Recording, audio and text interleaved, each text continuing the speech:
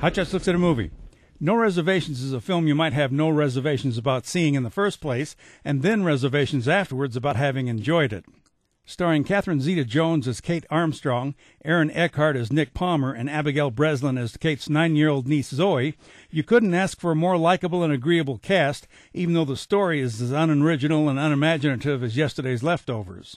Kate is the executive chef in a first-class restaurant in New York City, and she's a perfectionist both in her job and in her life outside her job, which is a story we've seen I don't know how many times before. Outside her job, Kate doesn't have a life outside her job, and although she seems to have a lot of rules, Kate says that she just prefers to have things done exactly right. When we first meet Kate, she's in a session with her therapist, which is another story we've seen I don't know how many times before. Kate tells him that her boss, the owner of the restaurant, said that she would fire Kate if Kate didn't get therapy. True to form, Kate says, she's just saying that to annoy me. Kate tells her therapist that her last relationship was 3 or 4 years ago, and then the next thing we know, Kate becomes responsible for her niece, Zoe, which is another story we've seen I don't know how many times before.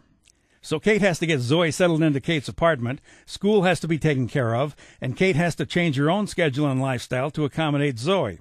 Finally, Kate's boss makes Kate take a week off from work so that Kate can adjust to her new situation. You guessed it, when Kate goes back to work, there's a new chef in town whom the boss hired to help out while Kate was taking time off, which is another story we've seen so many times before I've lost count. And Nick is the complete opposite of Kate in more ways than gender. He's exuberant, he plays Italian opera in the kitchen while he works, and what's more, the staff loves him. They really love him. No Reservations is just a warmed-over story, but it's so darn likable. I'm Dan Culberson, and this is Hot Shots.